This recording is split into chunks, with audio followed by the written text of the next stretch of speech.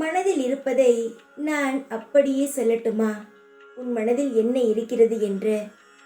சாயி, நான் உங்களுக்கு பூஜை செய்கிறேன். உங்களுக்கு தேவையான அனைத்தையும் செய்கிறேன். நீங்கள் எனக்கு ஏதாவது உதவி செய்வீர்கள் என்றெல்லாம் நான் நினைக்கவில்லை. ஆனால் என் மனதிலும் ஆசைகள் இருக்கிறது. எனக்கும் குடும்பம் உள்ளது. எனக்கும் மற்றவர்கள் போல் நிம்மதியாக வாழ வேண்டும் என்ற எண்ணமும் இருக்கிறது. யாருக்கும் கெட்டது நினைக்கவில்லை. மற்றவர்கள் எனக்கு கெட்டது நினைத்தால் கூட அவர்கள் நான் நினைப்பதே கிடையாது.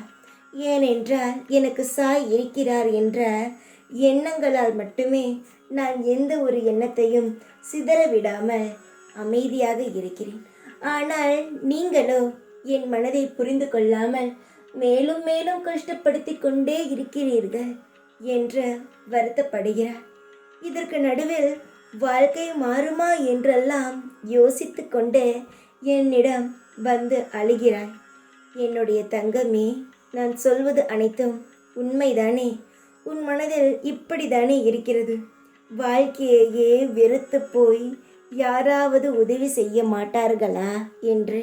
யாரும் உதவி செய்ய மாட்டார்கள்தான். அதாவது மனிதனாக இருக்கும் எந்த ஒரு மனிதனும் உனக்கு உதவி செய்ய மாட்டார்கள். உன்னிடம் இருந்து வேண்டுமானால் உதவியை பெற்றுக்கொள்வார்களே தவிர உனக்கு ஒரு நேரம் வரும் பொழுது, அதாவது ஒரு உதவி என்று கேட்கும் நேரம் வரும் பொழுது ஆள் இல்லாமல் காணாமல் போய்விடுவார்கள். இதுதான் மனிதர்கள். மனிதர்களிடம் உதவி கேட்பதை விட தெய்வத்திடம் கேட்கும் உதவி சிறிது நல்லதாகவே இருக்கும். எப்பொழுதும் தெய்வமானது நீ கேட்டவுடன் செய்யாததான். நான் அதெல்லாம் சொல்ல வரவில்லை. ஆனால் சீக்கிரத்தில் உன்னுடைய அனைத்து கவலைகளையும் தீர்த்துவிடும். நான் நிச்சயமாக செய்வேன். என்னை நம்பி நின்று கையேந்துவர்களிடம் நான் அவர்களுக்கு எது தேவையோ அதை செய்வேன்.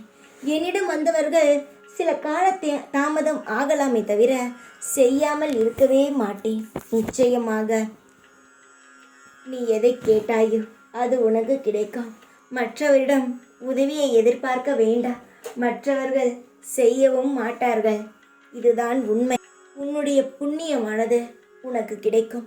எப்படி நீ செய்த கர்மாவானது உன்னை சுற்றி கவலைப்பட வைக்கிறதோ அதுபோல் நீ செய்த புண்ணியமும் உனக்கு சீக்கிரத்தில் உதவி செய்யும். அதனால் கவலைப்படாதே. எல்லாம் மாறும் என்ற நம்பிக்கையில் இரு. உன் மனதில் என்ன?